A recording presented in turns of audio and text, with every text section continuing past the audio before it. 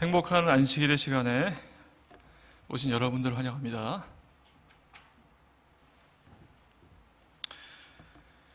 코로나의 기세가 막 올라가다가 이제 좀 잡히는 것 같은 느낌이 좀 드시죠? 예.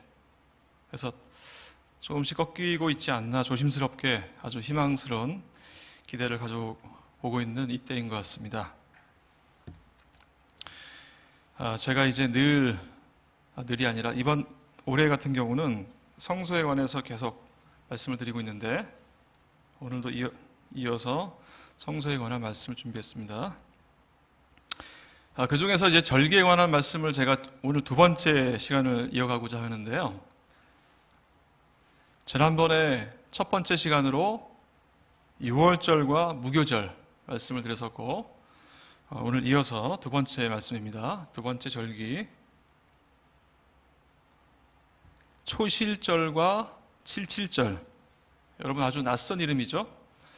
유월절, 무교절은 여러분 아마 많이 들어보셨을 거고요. 근데 오늘 들어보는 이 초실절, 칠칠절은 아마 상당히 낯설지 않을까 생각이 되는데, 하지만 이 중에서 칠칠절 같은 경우는 이름이 여러 가지 있습니다. 그 중에 여러분이 잘 아시는 오순절이 바로 칠칠절입니다. 그래서 말씀 들어보시면은 그렇게 익숙한 것도 나올 것이라고 생각이 됩니다.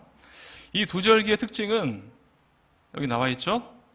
흔들어서 드리는 제사를 갖다가 이제 요제라고 하는데, 이 두 가지 절기가 모두 요제를 드리는 절기이기 때문에 제가 그냥 요제절이라고 이름을 붙여봤습니다.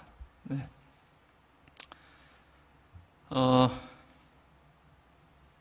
요제가 어떤 의미가 있는지, 왜 이렇게 흔들어서 드리는지 오늘 시간을 통해서 한번 설명을 드리도록 하겠습니다. 제가 밴드에 살짝 이렇게 예고를 해놨는데 아마 보신 분이 거의 안 계시기 때문에 한번 새로운 마음으로 들으시면 좋을 것 같습니다. 잠시 복습을 해보겠습니다. 이게 제가 한 서너 달 전에 말씀을 드렸었기 때문에 거의 다 잊어버렸을 것 같아요. 이스라엘이 절기를 크게 나누면 이렇게 7가지가 있습니다. 크게 봐서 봄절기와 가을절기가 있는데 여기 나와 있지만 봄절기가 4개, 가을절기가 3개가 있습니다. 6월절, 무교절 지난번에 공부했던 내용이고 오늘 공부할 내용이 초실절과 칠칠절. 그 중에 1, 2, 3번이 다 같은 1월에 돼 있어요. 물론 이게 히브리 달력인데 오늘날로 치면 한 4월 정도 됩니다. 그러니까 지금 정도라고 생각하시면 될 것 같아요. 거기다 1, 2, 3번은요, 날짜를 보시면 아시겠지만 다 하루 차이예요. 1월 14일, 15일, 16일. 요일로 따지면 금, 토, 일 이렇게 됩니다. 그래서 1, 2, 3번은 거의 연결되어 있는 절기라 보시면 될 것 같아요. 그리고 그 뒤로부터 50일 정도 흘러서 나오는 절기가 칠칠절입니다. 그리고 이제 가을로 가면은 3가지가 있는데 나팔절, 속죄일, 우리가 대속죄일로 많이 얘기하죠.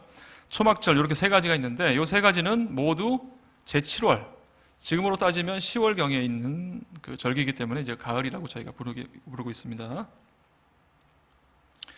이 의미를 잠깐 살펴보시면요. 봄절기는 다 예수님의 초림에 관한 내용들입니다. 그리고 가을절기는 예수님의 재림을 상징하고 있는 절기고요.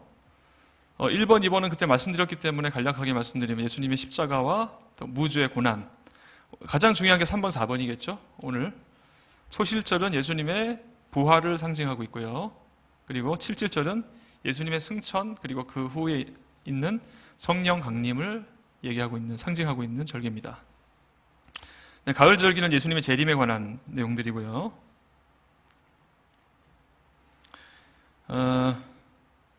아까 우리가 설교 전에 찬미가 두 곡을 불렀습니다. 제가 의미 없이 부르는 찬미가 있던가요? 없었죠. 오늘 부활과 성령에 관한 찬미를 아마 떠올려 보시면 아마 기억나실 거예요.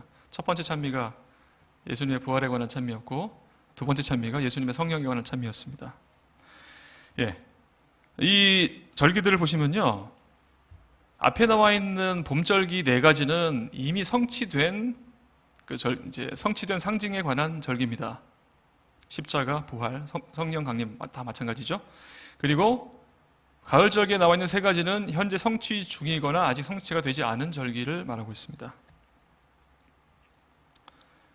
그 중에서 오늘은 이 초실절과 칠칠절입니다. 자, 본격적으로 들어가 보겠습니다. 초실절 이 한문 가운데 상당히 많은 힌트가 있어요. 초, 이제 처음이란 얘기고, 실이 열매, 처음 맺히는 열매란 얘기겠죠? 절기. 영어로도 똑같은 의미입니다. Feast of First Fruits. 첫 번째 열매에 관한 절기. 뭐 영어나 한문이나 똑같은 의미를 담고 있습니다. 첫 번째 열매, 이게 무엇일까 한번 여러분과 함께 생각해 보겠고요. 히브리어로는 참고로 비쿠림이라고 합니다. 네, 참고적으로 알아두시고, 칠칠절은 7이 두 개가 붙었죠. 이게 뭘까요? 7. 7하면 떠오르는 게 하나 있지 않나요? 한 주일이 7이잖아요. 그렇죠? 그래서 주랑 관계된 절기다. 7일이 7개 있다. 뭐 이렇게 유추가 되시죠? 예. 영어로 Feast of Weeks라고 되어 있습니다. 주에 관계된 절기란 얘기죠.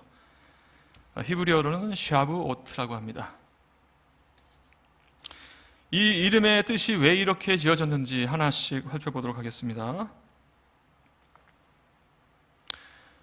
이게 현재 저희 달력으로 치면요, 초실절이 4월 18일입니다. 4월 18일. 그리고 칠칠절은 6월 4일입니다. 이거 마음속에 4월 18일 그 다음에 6월 4일을 머릿속에 넣어두시면 아마 공부하는 내내 여러분 아주 이해에 큰 도움이 되실 것 같아요. 이번 달이 바로 초실절이 있는 달이죠. 네. 먼저 초실절에 관해서 살펴보겠습니다. 초실절의 기원인데요.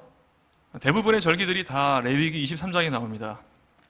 10절로 11절 말씀을 보시면은 이스라엘 자손에게 말하여 이르라 너희는 내가 너희에게 주는 땅에 들어가서, 여긴 가나안 땅이죠. 너희의 곡물을 거둘 때에 너희의 곡물의 첫 이삭 한 단을 제사장에게로 가져갈 것이요 제사장은 너희를 위하여 그 단을 여호와 앞에 기쁘게 받으심이 되도록 흔드는 게 바로 요제죠. 네. 안식일 이튿날에 흔들 것이며 라고 되어 있습니다.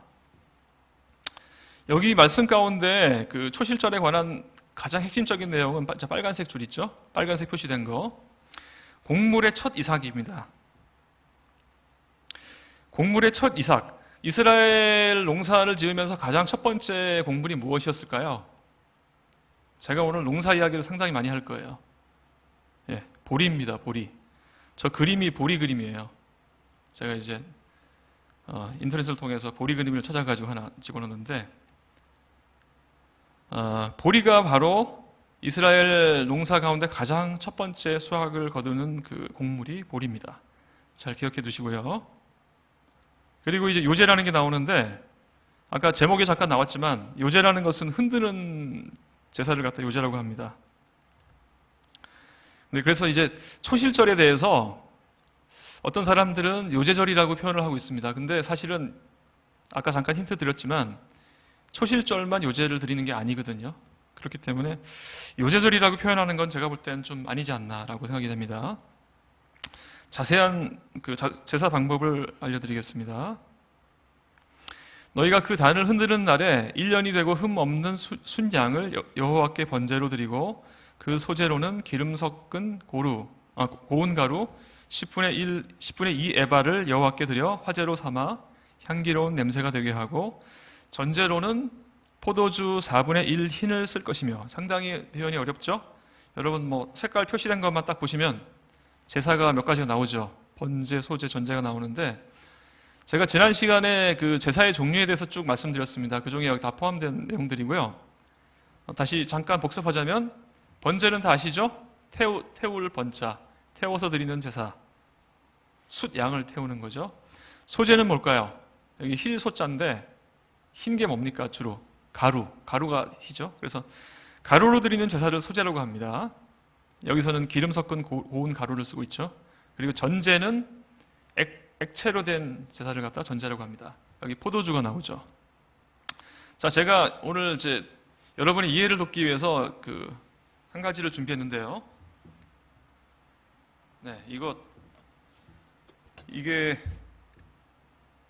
무슨 얘기인지 잘 모르겠네. 뭐 써있긴 써있는데.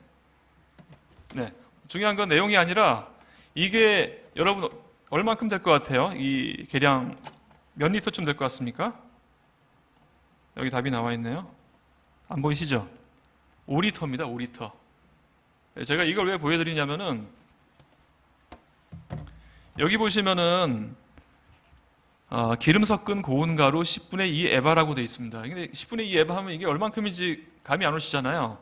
근데 참고적으로 1 에바는 22리터입니다. 여러분 머리 빨리 한번 이렇게 돌려보세요.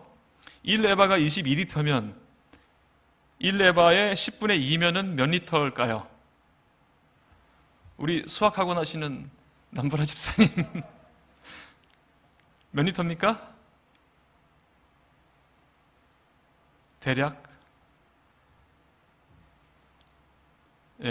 10분의 2, 5분의 1을 하면은 나누기 5를 하면은 4.4리터가 나옵니다. 근데 4.4리터 하면 사실 감이 잘 안 와요. 그래서 제가 어떻게 할까 하다가 이게 5리터잖아요. 꽉 채우면 이만큼 아마 되면 5리터일 것 같아요. 그러니까 4.4리터면 한 요 정도? 요 정도 분량이 아마 5리터 정도 될 것 같아요. 그래서 여기서 이제 고운 가루 10분의 2 에바를 들였다는 얘기는 가루를 한 이만큼을 들였다고 생각하시면 맞을 것 같아요. 그리고 이제 또 한 가지 나오죠. 포도주를 들였는데 얼만큼 들였냐면 4분의 1, 이것도 흰입니다. 흰. 또 흰은 저도 사실 처음 들어보는데요. 1흰은 6분의 1 밭이라고 되어 있고 리터로 따지면 3.67리터라고 되어 있습니다. 그러면 4분의 1 흰은 3.67 나누기 4가 되겠죠? 뭐 그러면 1리터 좀 안 되겠죠? 그럼 대략적으로 한 요만큼? 요 정도 분량의 포도주를 전제로 사용한다라고 생각하시면 이해가 되실 것 같아요. 이따가 제가 또 다시 한번 사용하겠습니다.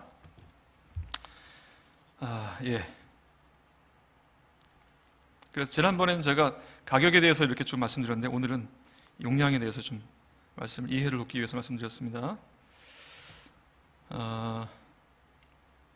다음 내용이 사실 상당히 중요한 내용입니다. 아까 제가 보리 말씀을 드렸었는데 팔레스틴 지방에서 가장 먼저 수확되는 곡물은 보리였습니다. 봄절기들이 시작될 무렵에는 대체로 결실하기 시작하였다. 사람들은 맨 먼저 익은 이삭들을 골라서 한 단으로 묶어 제사장에게 가져왔고 제사장은 만물이 하나님의 소유라는 사실에 대한 인정으로 이 곡식단을 하나님의 제단 앞에서 흔들었다. 이 흔드는 의미가 저는 이게 제 상상입니다. 뭐 어디 나와 있는 건 아니고요. 감사하다는 표시인 것 같아요. 이렇게 하나님께 보여주면서 하나님 이 곡물을 주셔서 감사합니다. 이렇게 하지 않았을까라고 상상을 해봤습니다. 네, 여기서 이제 보리가 나오는데요. 여러분 지금 저희 한국의 상황과 이스라엘 상황은 좀 다릅니다. 그 이해를 좀 하셔야 됩니다. 왜냐하면은 저희는 보통 농사를 지을 때 봄에 씨를 뿌려가지고 가을에 수확을 하잖아요. 여기는 좀 다릅니다. 반대라고 보시면 돼요. 겨울, 그러니까 늦 가을쯤에 씨를 뿌립니다. 늦 가을쯤에 씨를 뿌려서 그 다음 해 봄, 뭐 대략 한 4월 정도 되면은 처음으로 보리가 이제 추수하기 시작하는 거예요. 첫 이삭이 나오는 겁니다. 그 점을 여러분이 알고 계시면은 오늘 이해가 훨씬 쉬울 것 같아요. 저도 처음에 4월 달에 추수한다 그러길래 봄에 왜 추수를 하지 했는데 사실은 이스라엘에서는 반대입니다. 그래서 여러분 늦은 비, 이른 비 성령 이제 많이 들어보셨죠? 이른 비가 바로 처음 씨를 뿌릴 때 내리는 비인데 지금으로 말하면 겨울쯤에 나오는 내리는 비입니다. 그리고 늦은 비가 바로 추수할 때 내리는 비이기 때문에 지금 4월 정도 내리는 비를 갖다가 늦은 비라고 생각하시면 될 것 같아요. 그리고 또 한 가지 나오는 거에 두 번째 단락에 보시면 요제가 나오죠. 요제는 아까 제가 설명드렸던 것 같고요. 여기 보시면은 만약 이제 사실 농사를 짓다 보면은 빨리 익을 때가 있고 좀 덜 빨리 익을 때가 있어요. 그렇기 때문에 예를 들어서 보리가 빨리 익어서 그때 그 시기에 첫 이상이 나오면 상관이 없는데 4월 6일쯤 됐는데 보리가 안 익은 거예요. 그럴 경우를 하나님께서는 미리 대비하셔가지고 이런 말씀을 주셨습니다. 충분히 익지 않았을 경우에는 추가로 한 달을 더 늦추어서 익기를 기다리게 하셨다. 연장하셨다는 얘기죠. 하나님께서 은혜를 베푸셨다는 얘기입니다. 그 다음에 이제 중요한 말씀, 여기 보시면은 그림이 나와 있는데 이 왼쪽에 있는 그림이 아까 보여드리는 그 보리 싹 보리의 잎까지 다 나와 있는 부분의 그림이고, 왼쪽에 있는 그림이 여러분이 잘 아시는 그 보리밥 드실 때 그 보리입니다. 흔든 곡식단이 등장하는데요. 여기 제사장이 흔들고 있죠. 저 흔든 곡식단은 무엇을 의미하는 것인가에 대해서 잠깐 함께 살펴보겠습니다. 위의 질문에 대한 대답은 봄 절기들의 순서와 그것이 그리스도의 생애에서 실현된 사건들을 비교해보면 분명해진다. 지난번 설교 때 말씀드렸지만 6월절은 예수님의 뭐를 상징합니까? 죽음을 상징하고 있어요. 그리고 예수님의 죽음이 금요일이었죠. 그리고 그 다음날 안식일날 예수님께서 무덤에 계셨죠. 그 다음날이 바로 초실절인데, 그날 무슨 일이 있었죠? 예수님의 부활이 있었죠. 예. 그렇기 때문에 우리는 이 흐름을 볼 때 초실절이 부활과 관계에 있다는 것을 알 수 있습니다.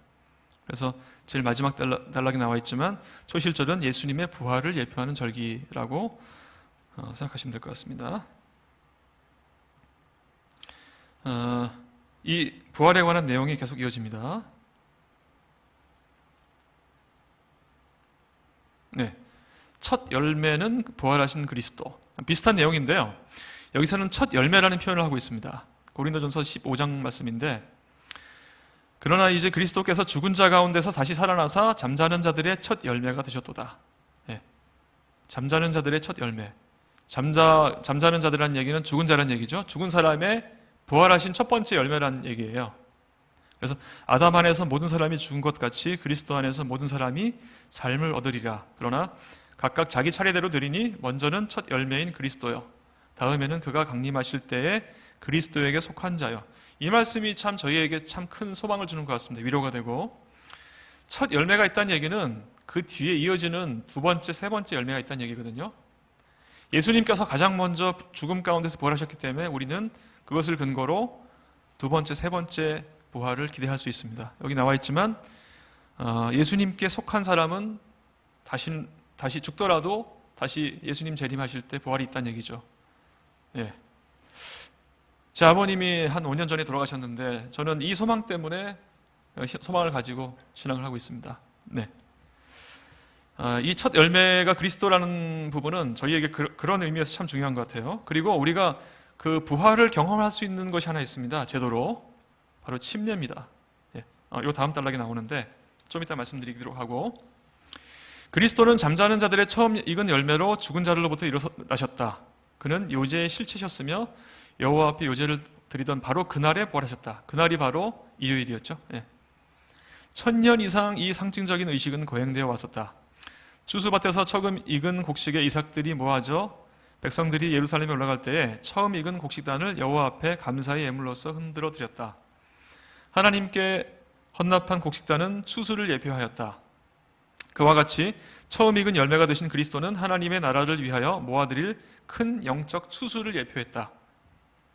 곡식단은 추수를 예표했고, 이 처음 익은 열매라는 영적인 추수, 결국 의인의 부활을 얘기한다고 얘기하고 있습니다. 의인의 부활에 대한 예증이요 보증이었다.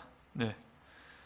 우리가 그래서 이 부활을 경험할 수 있는 가장 좋은 제도가 침례입니다. 우리가 침례식에 참여함을 통해서 하나님을 통한 부활을 우리가 이렇게 간접적으로 경험해 볼 수 있는 거죠. 성경은 요제로 드린 첫 열매 곡식단으로 표상된 부활에 대한 다른 약속을 침례를 통하여 하나님의 백성들이 경험한다고 가르친다. 침례를 통해서 그의 죽으심과 합하여 침례를 받은 줄 알지 못하느냐? 그의 죽으심과 합하여 침례를 받음으로 그와 함께 장사되었나니, 만일 우리가 그의 죽으심을 본받아 연합한 자가 되었으면 또한 그의 부활을 본받아 연합한 자가 되리라. 우리도 부활할 수 있다는 얘기죠. 우리가 침례식 때 물에 들어가는 게 바로 죽음을 의미하잖아요. 그리고 다시 올라오는 것이 부활을 의미하거든요. 그래서 우리가 침례 예식을 통해서 예수님의 부활에 대해서 소망을 가지고 살아갈 수 있는 것입니다. 지금 쭉 말씀드렸지만 초실절의 가장 핵심적인 내용은 한마디로 표현하자면은 부활입니다. 네, 이거 부활은 이미 성취가 되었죠.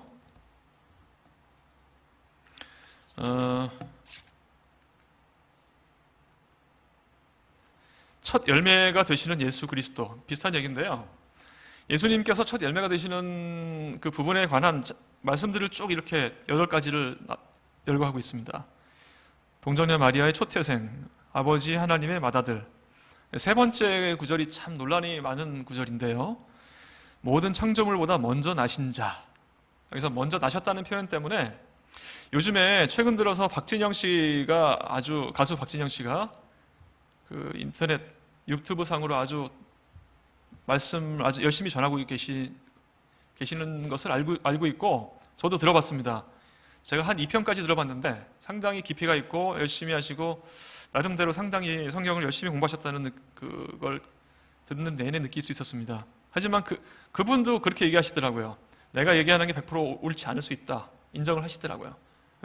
두 번째 강의할 때 예수님에 관한 얘기가 나왔어요. 근데 이제 이 골로새서 1장 15절을 근거로 예수님께서는 첫 번째 피조물이다라고 얘기를 하시더라고요. 근데 이 부분은 이분이 잘못 이해하셨구나라고 저는 생각했습니다. 예.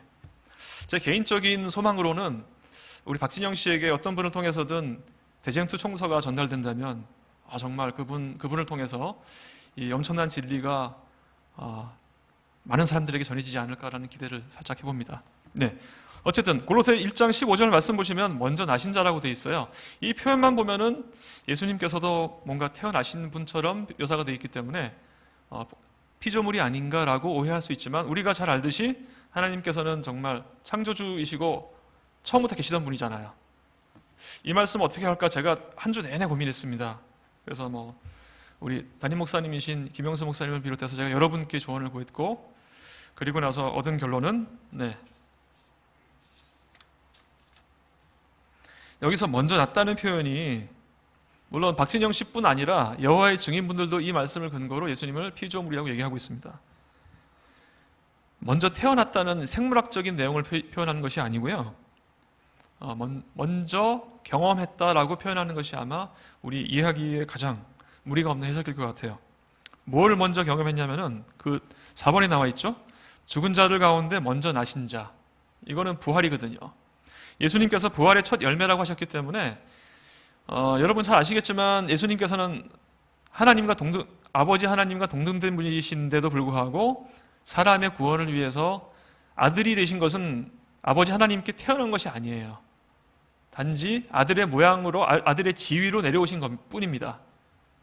그것을 이제 먼저 나신 자라고 표현한 건데, 결국은 아까도 말씀드렸지만 이 부활에 관한 내용을 볼 때 먼저 나신 자라는 얘기는 먼저 경험하신 자, 특히 부활을 먼저 경험하셨고 그 뒤로 우리가 따라서 경험할 수 있다, 이런 의미로 생각하시면은 가장 좀 무난하게 해석이 되지 않을까라고 생각이 됩니다. 사실 헬라어 여러 가지 복잡한 말들이 많이 나오는데, 사실은 이 문자만 가지고 시간을 써도 1시간 이상 충분히 쓸 수 있는 부분이기 때문에 오늘은 여기까지만 하고 넘어가겠습니다.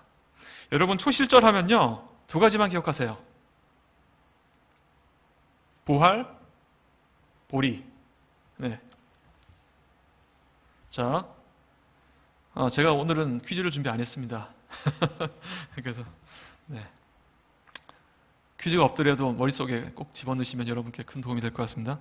초실절 하면은 부활과 보리 기억하시면 좋을 것 같아요. 다음으로 77절이 나옵니다. 7이 두 번 나오죠? 네, 이름 가운데 아주 힌트가 나와 있는데요. 77절은 이름이 2가지가 더 있습니다. 맥추절. 이 한문을 보시면은 맥자가 보리맥자예요. 추는 이제 추수할 때 그건데 보리를 추수한다는 얘기인데, 보리를 추수하는 계절, 그때의 절기, 이렇게 표현할 수 있겠죠? 여기 지금 Feast of Harvest니까 추수가 되겠죠? 그 다음에 그거는 이제 히브리어로 하그 카치르라고 하고요. 그 다음에 또 한 가지 이름이 있는데 오순절, 여러분이 잘 아시는 오순절이 바로 77절입니다. 사도행전 2장에 나와 있는데 순이 열흘을 말하고 있죠. 그래서 오순이면은 50일을 말합니다. 50일이 어떤 의미인지 이따 말씀드리겠습니다. 히브리어로는 펜테코스테라고 되어 있는데 이 펜테라는 표현이 50을 표현하는 거예요. 시완월 5일 6일. 지금으로 따지면은 아까 제가 2월이라고 그랬죠. 2월 4일입니다. 이 의미들을 제가 하나하나씩 말씀드리도록 하겠습니다. 여기 나와 있는 뜻이 4번째 절기고요. 77절. 올해는 6월 4일입니다. 초실절은 4월 18일. 네. 그러니까 초실절부터 77절까지는 50일 차이 난다고 보시면 돼요. 50일이면 한 달하고 대략 20일 정도 차이 나는 거죠. 네. 그리고 아까 말씀 잠깐 드렸지만 초실절은 어떤 것을 의미하냐면 성령의 강림을 의미하고 있습니다. 상징하고 있죠. 네. 77절에 관해서 자세히 살펴보겠습니다. 안식일 이튿날, 그러니까 일요일이죠. 곧 너희가 요제로 단을 가져온 날. 요제로 단을 가져온 날 무슨 절입니까? 초실절을 말하는 거예요. 초실절로부터 세어서 7 안식일의 수요를 채우고 77이 49, 49일을 채우고 제7 안식일 이튿날 하나가 더 있죠. 그러면 50일이 됩니다. 딱. 제7 안식일의 그 이튿날이면 일요일이 되겠죠. 그래서 50일을 계수해서 그날에 새 소제를 여호와께 드리되, 소제 아까 나왔던 거죠. 가루. 너희 처소에서 에바 10분의 2로 만든 떡 2개를 가져다가 흔들지니, 이번에는 곡식단을 흔드는 것이 아니고 뭘 흔듭니까? 떡을 흔들어요. 떡 2개. 떡 2개 잘 기억하세요. 이는 고운 고루에 누룩을 넣어서 구운 것이요. 누룩을 넣은 떡은 세 글자로 뭐라 그럴까요? 유교병이라고 하죠. 유교병. 누룩이 없는 떡은 무교병. 그렇습니다. 이는 첫 요제로 여호와께 드리는 것이며, 요제가 아까 나왔었죠? 초실절에도 요제가 나오지만 여기도 나옵니다. 그래서 제가 초실절에다가 요제절이라고 써 있는 거 보고 저건 아니다 라고 생각했고요. 저는 오히려 오늘 나오는 2가지 절기를 다 합쳐서 그냥 요제절이라고 표현하는 게 오히려 낫지 않을까라고 생각이 됩니다. 너희는 또 이 떡과 함께 1년 되고 흠이 없는 어린 양 7과 젊은 수소 하나와 순양 2를 드리되, 이들을 그 소제와 그 전제와 함께 여호와께 드려서 번제를 삼을지니 이는 화제라, 여호와께 향기로운 냄새며. 여기 아주 제사들이 많이 나옵니다. 근데 이게 끝이 아니에요. 또 수염소 하나로 속죄의 제를 드리며 1년 된 어린 양 수양 2를 화목제 희생으로 드릴 것이요. 저희가 배웠던 웬만한 제사들이 여기 다 나옵니다. 그래서 저는 77절을 보면서 이 제사의 종합 선물 세트구나 라고 생각을 했습니다. 5대 제사에 대해서 제가 잠깐 그때 말씀드렸었는데, 5대 제사를 제가 그때 설교를 하고 나서 한참 몇 달 있다가 교과 공부 가운데 5대 제사가 나왔잖아요. 그래서 전 너무 개인적으로 반가웠습니다. 그리고 이제 퀴즈 때 제가 맞췄던 이유도 제가 그때 외웠었기 때문에. 번제, 소제, 화목제, 속죄제, 속건제, 이 5가지가 5대 제사인데요. 여기 지금 보시면요, 여기서부터 여기까지 번제 나오고, 저기 아래쪽에 있죠. 그 다음에 소제 위에 있고, 그 다음에 여기 속죄제 있고, 화목제 있고, 속건제 빼놓고 다 나오는 거예요. 그러니까 정말 웬만한 제사는 다 표현되어 있는 제사를 이 절기 때 드렸던 것 같습니다. 여기 보시면요, 여기는 아까는 곡식단이었지만 여기서 중요한 것은 떡이에요. 떡이 아주 핵심적인 내용인데, 첫 이삭의 떡이라고 되어 있습니다. 아까 초실절에서 첫 열매, 첫 이삭 비슷하죠? 그러면은 초실절과 그 다음에 77절에 어떤 차이가 있을까라는 궁금증이 생길 수밖에 없습니다. 저도 상당히 궁금했고요. 그리고 이 첫 이삭의 떡의 그 재료가 과연 무엇일까? 저는 너무 궁금했습니다. 바로 곡물 내용이 달랐어요. 초실절에 그 첫 수확물은 바로 보리였고요. 77절의 첫 번째 수확물은 밀입니다. 보리와 밀의 차이라고 보시면 될 것 같아요. 자, 초실절은 보리, 77절은 밀. 이렇게 생각하시면 좋을 것 같습니다. 그렇기 때문에 여기 보시면 그림에 나와 있는 게 바로 밀 그림이에요. 그래서 밀 그림을 구했는데, 그림만 봐서는 사실 보리나 밀이나 잘 구분이 잘 안 되더라고요.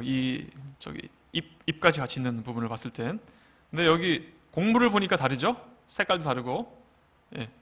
저 밀을 보니까 저는 딱 떠오르는 게 통밀빵이 떠오르더라고요. 통밀빵, 그래서 저런 색깔이었구나 라는 생각이 들었습니다. 자, 그래서 제가 이 떡을 보여드리겠습니다. 이 떡이 바로 밀로 만든 첫 이삭의 가루 10분의 2 에바로 만든 떡입니다. 10분의 2 에바, 아까 여러분 4.4리터 요만큼, 요 정도 분량의 가루를 가지고 만들면 저렇게 떡이 3개가 나오네요. 누룩이 들어갔다는 얘기는 이제 이스트가 들어갔다는 얘기이기 때문에 발효가 됐겠죠? 맛이 무교병이 맛있을까요? 유교병이 맛있을까요? 당연히 유교병이 맛있겠죠. 자, 이것도 아주 잘 구웠지만 그 다음 거 보세요. 여기 보시면 저기 위에 이렇게 있는 게 블랙베리입니다. 그래서 상당히 맛있어 보이죠?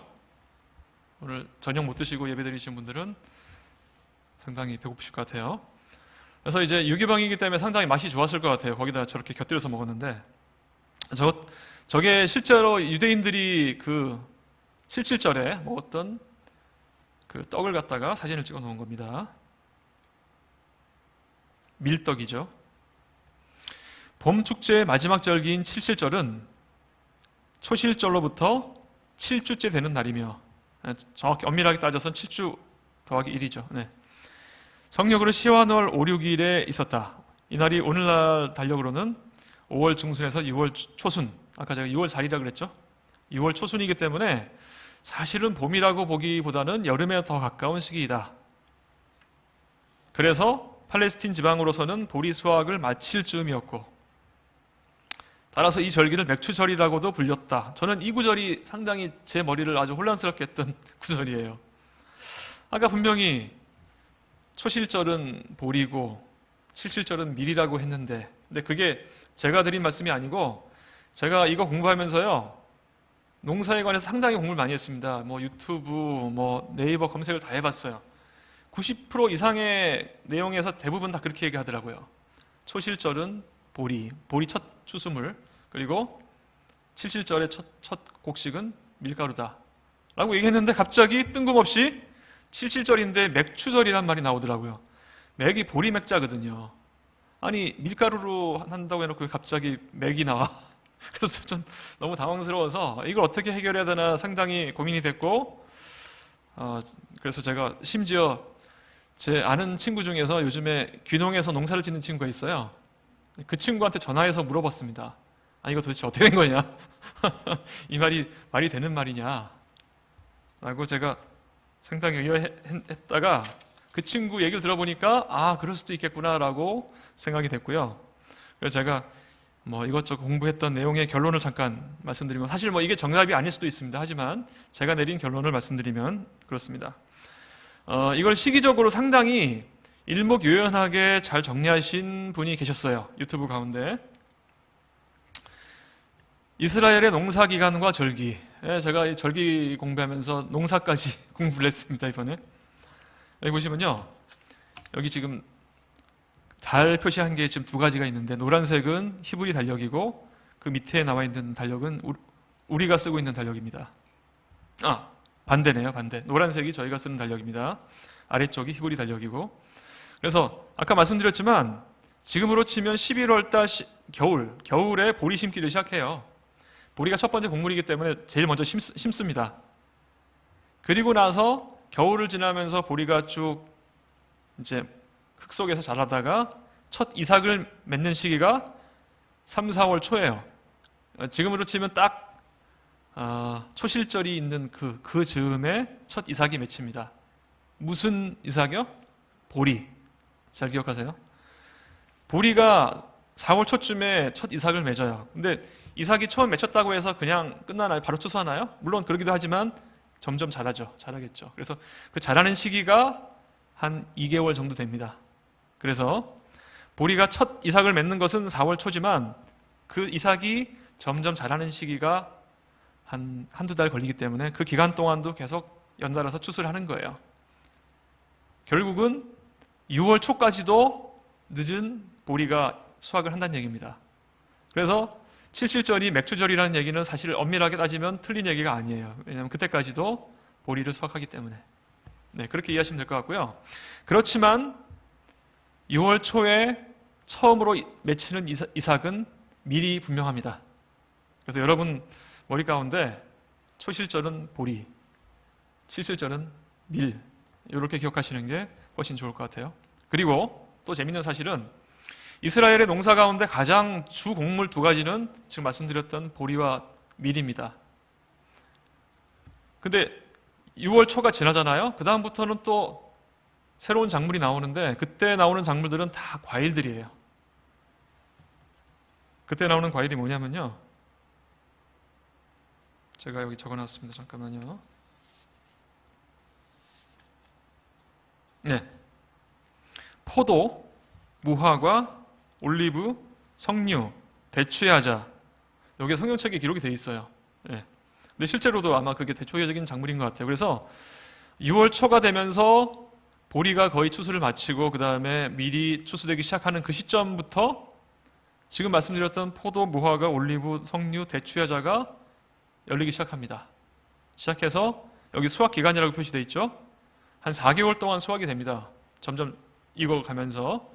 그리고 10월 정도가 되면은 이 과일들도 수확이 되는 거예요.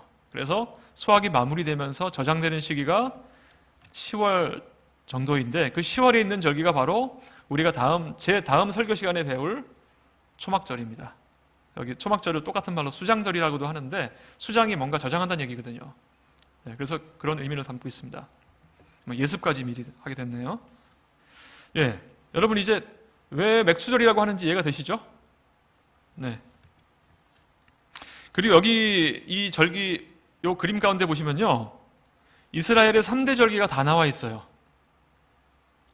4월 초라고 표시된 부분에 있는 6월절 무교절, 무교절이 첫 번째 3대 절기이고 두 번째 3대 절기는 지금 우리가 배우고 있는 칠칠절, 다른 말로 오순절도 표현하고 있지만, 네. 세 번째 절기는 뭘까요? 초막절입니다. 그래서 대략적으로 4월, 6월, 10월 1년에 한 이렇게 세 번을 3대 절기로 이스라엘 사람들, 유대인들이 모인다라고 생각하시면 될 것 같아요. 이게 1, 2, 3번 6월절, 무교절, 초실절은 사실 거의 같은 주에 물려있기 때문에 한 개라고, 한 묶음이라고 보셔도 될 것 같고요. 그때 한 번 모이고 그 다음에 그때로부터 50일 뒤인 칠칠절 때 한 번 모이고 그때로부터 한 4개월 뒤인 초막절 때 한 번 모이는 거예요. 대략 그렇게 보시면 될 것 같아요. 보시면은 앞쪽에 그림 보시면은 여기 두 번째 단락에 보시면은 칠칠절은 이스라엘 3대 순례 절기 중 하나였고 라고 되어 있죠. 제가 밑에 적어놨습니다. 무교절, 칠칠절, 초막절이 3대 절기라는 거. 그리고 신약에서는 헬라어식 이름으로 오순절, 펜티코스트라고 일컬었다. 이 오순절에 관한 내용은 제가 잠시 후에 뒤에 다시 말씀드리겠습니다. 예. 자, 맥추절. 맥추절이 칠칠절과 같은 의미인데요. 이는 내가 수고하여 밭에 뿌린 것의 첫 열매를 거둠이라. 여기서 뿌린 것의 첫 열매는 뭘까요? 칠칠절이니까 밀입니다. 밀. 네. 수장절을 지키라. 이는 내가 수고하여 이룬 것을 연종해 밭에서부터 거두어 저장함이니라. 아까 말씀드렸었죠? 과일들, 모든 곡식들을 다 수수해서 그때 저장합니다. 그리고 다시 또 좀 있다가 이어서 보리를 뿌리겠죠. 그 다음에 이제 재밌는 내용이 나오는데 나오미 얘기가 나옵니다. 이 나오미 얘기가 왜 나오냐면 나오미가 등장하는 그 시기가 이 절기랑 관계가 있는 시기예요. 나오미가 모압 지방으로에서 그 자부 모압 여인 룻과 함께 돌아갔는데 그들이 무엇할 때 이르렀다? 보리 추수할 때 이르렀다. 보리 추수. 이제 한문으로 표현하면 맥추가 되겠죠. 보리 추수할 때에 베들레헴에 이르렀다. 그래서 사실은 엄밀하게 따지면 보리 추수를 시작할 때이기 때문에 시작이란 말이 없으면 사실 뭐 칠칠절일 수도 있겠지만 시작이란 단어가 있기 때문에 저는 이거는 100% 초실절이다. 초실절이니까 지금으로 따지면 4월 중순쯤에 왔을 것이다 라고 해서 여기 보시면 현대력으로는 4월 중순경 모압으로부터 베들레헴으로 돌아왔을 것이라고 유추하고 있습니다. 거기에 관계된 그림을 하나 보시겠습니다. 네. 여기 등장하는 인물이 여기 이 보리겠죠. 보리를 들고 있는 사람이 룻이고 그 옆에 있는 모자 쓰신 분 보아스. 네, 그렇게 되어 있습니다. 보아스가 룻에게 자비를 베풀었죠. 네. 요때가 바로 초실절 즈음이니까 4월 정도라고 생각하시면 될 것 같아요. 요거는 이제 그 77절을 갖다가 그림을 그린 거예요. 여기 보시면, 자세히 보시면 문 앞에 어떤 남자 한 명이 뭘 들고 있죠? 저게 곡식단입니다. 곡식단인데 77절 오순절 축제 광경을 갖다 그린 그림인데요. 제가 이번에 설교 준비를 하면서 여러 가지 유튜브를 많이 봤는데 보다 보니까 재밌는 게 하나 있어가지고 여러분 잠깐 소개해드리면, 77절을 요즘에 어떻게 지킬까 되게 궁금했거든요. 근데 실제로 어떤 분이 이스라엘을 가셔가지고 그 사람들의 77절을 갖다 같이 경험하고 유튜브로 찍어서 올린 게 있더라고요. 그래서 보니까 상당히 가족 행사예요. 가족들이 밀밭에 가서 직접 막 낫으로 이렇게 베는 체험도 하고, 그걸 손으로 이렇게 까가지고 그다음 가루를 내서 떡을 막 같이 만들고 또 그걸 같이 먹고 그렇게 하더라고요. 그래서 야, 이스라엘 그 유대인들이 아직도 77절을 정말 의미 깊게 지키고 있구나라고 저는 생각을 했습니다. 그 장면을 보면서. 자, 그 다음 그림 보시겠습니다. 이 그림이 여러분 잘 아시는 그림이죠? 무슨 장면이에요? 오순절 성령이 내리는 장면입니다. 뭐처럼? 불의 혀처럼. 이 장면을 갖다가 자세하게 우리 예언의 신에서는 이렇게 설명하고 있습니다. 오순절 성령 강림의 의미를 살펴보시면요, 예수님 그리스도의 승천은 그의 제자들이 약속된 축복을 받게 되리라는 신호였다. 축복이 내린다는 신호였다는 얘기입니다. 하늘 문으로 들어가신 그리스도는 천사들의 경배를 받으시며 어디에 오르셨다? 보좌에 오르셨다. 이 예식이 마쳐지자마자 무엇이 내렸다? 성령이 내렸다. 이게 우연일까요? 예수님이 보좌에 올라가시자마자 성령이 내렸다? 뭔가 우연 같지 않죠? 뭔가 큰 의미가 있을 것 같죠? 그리고 그리스도께서는 과연 영원부터 아버지와 함께 가지셨던 모든 영광으로 영화롭게 되셨다. 오순절 성령 강림은 구주의 취임식이 끝났다는 하늘의 통고였다. 예수님께서 십자가에서 돌아가시고 그 모든 속죄의 사업을 다 마치시고 하늘로 승천하신 다음에 하늘 보좌에 올라가시고 예수님께서 취임식을 하신 거예요. 취임식이 끝났다는 바로 그 사인이 성령을 통해서 세상에 부어진 겁니다. 상당히 의미가 깊죠? 그분은 당신의 약속에 따라 하늘로부터 성령을 그의 제자들에게 보내셨는데, 이것은 왕으로서 하늘과 땅의 모든 권세를 받은 분이요, 따라서 그의 백성을 위해 기름 부음을 받은 분이시라는 증거였다. 불의 혀 모양을 취하신 성령께서 모인 사람들 위에 임하였다. 불의 혀 모양, 그렇죠? 이렇게 다락방에서 성령께서 오셨는데, 자, 노란색으로 표시되어 있습니다. 예수님의 십자가의 공로가 하늘의 최종 승인을 받은 순간이 바로 이 순간입니다. 예수님께서 십자가에 돌아가셨다는 것은 정말 중요한 의미를 가지고 있지만, 그것이 지구뿐 아니라 온 우주 가운데 이것이 정말 공인되는, 최종적으로 공인되는 순간이 바로 이 순간이었던 거예요. 예수님께서 십자가에서 돌아가셔가지고 이루신 모든 그런 사람들을 위한 공로, 그 구속 사업들이 하늘에서 최종 인가를 받았다는 얘기는 지구뿐 아니라 모든 우주에 있는 거민들까지도 모두 볼 수 있도록 최종적인 승인을 받았다. 이건 뭘 의미하는 걸까요? 이제부터 효력을 발휘할 것이다. 예수님의 십자가의 효력이 이때부터 발휘가 된 거예요, 공식적으로. 그럼 뭘까요?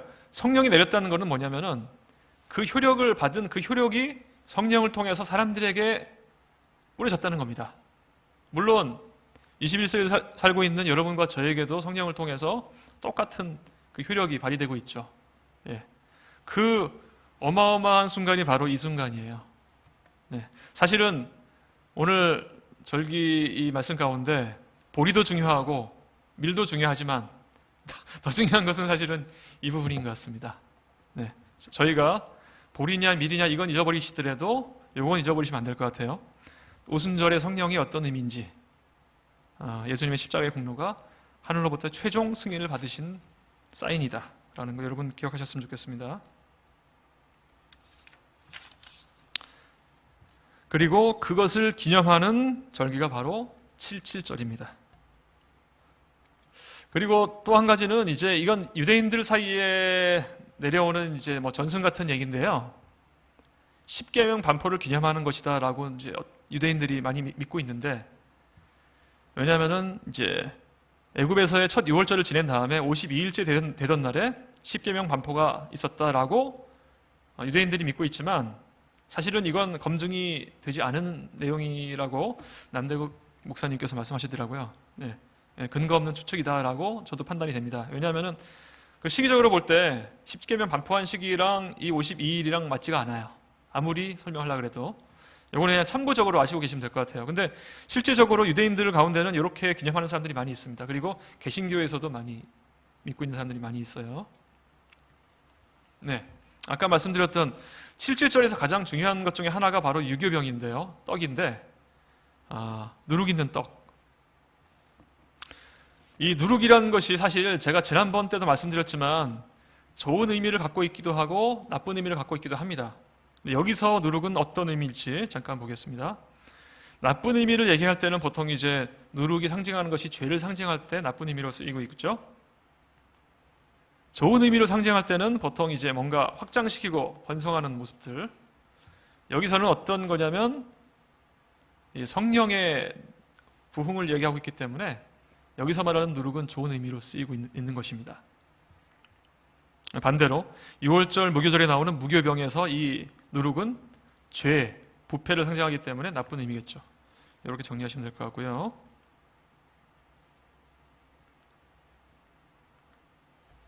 네, 거기에 대한 근거 말씀인데요. 그 두 가지 근거가 있는데, 첫 번째는 77절이 맥주절, 그러니까 뭔가 수확물을 갖다가 이렇게 풍성하게 되는 걸 표현하기 때문에 이걸 볼 때 뭔가 긍정적인 의미다라고 생각할 수 있고, 또 한 가지 오순절 성령 강림을 볼 때 이건 뭔가 확장시키는, 부흥시키는 거다. 그래서 여기서 누룩은 좋은 의미라는 것을 알 수 있습니다. 77절은 이 두 가지만 기억하시면 되겠습니다. 성령 강림, 또 한 가지는 밀. 가로쳐놓고 보리는 그냥 잊어버리셔도 괜찮습니다. 네, 오늘 드린 말씀을 정리하고 마치도록 하겠습니다. 초실절과 77절을 말씀드렸는데요. 이 두 절기 사이에는 공통점도 있고 차이점도 있습니다.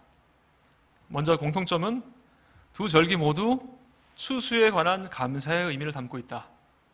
그래서 그 감사를 흔드는 제사, 요제를 통해서 표현하고 있다는 것이 두 절기의 공통점. 그래서 제가 처음 서론 부분에 요제절기라고 이렇게 표현을 드렸는데, 그렇고요. 차이점이 있다면은 초실절은 첫 번째 보리추수를 기념하는 그날을 기점으로 했고, 77절은 첫 번째 밀의 추수물을 기념한다. 물론 보리도 섞여 있을 수 있지만 주로 밀이라고 생각하시면 될 것 같아요. 더 중요한 거, 이제 모든 절기가 표상학을 통해서 상징을 하고 있는데, 초실절은 예수님의 부활을 상징하고 있고 77절은 성령 강림을 표현하고 있다. 좀 더 엄밀하게 말씀드려서 예수님께서 승천하신 이후에 하늘에서 즉위식을 하시고 그 기념으로 예수님의 십자가의 모든 효력이 발생한다는 그것을 기념하기 위해서 내려진 성령, 그것을 기념하는 성령 강림입니다. 여러분, 이렇게 두 가지, 부활과 예수님의 성령을 기억하셨으면 좋겠고요. 제가 오늘 말씀을 정리하면서 오늘 공부한 두 가지 절기 모두 내용을 볼 때 주님, 하나님께서 우리에게 베풀어 주신 것에 대해서 감사하는 의미를 담고 있습니다. 그래서 우리가 매일매일 살아가면서 예수님께 감사하면서 살아간다면 하나님께서는 우리에게 이런 성령의 풍성한 축복을 내려주시지 않을까라고 생각을 합니다. 확신하고요. 우리 21세기를 살아가시는 여러분과 저도 늘 주님께 감사하시면서 예수님의 부활의 소망과 또 성령 충만한 삶을 살아가시기를 기원드리면서 오늘 말씀을 드리도록 하겠습니다.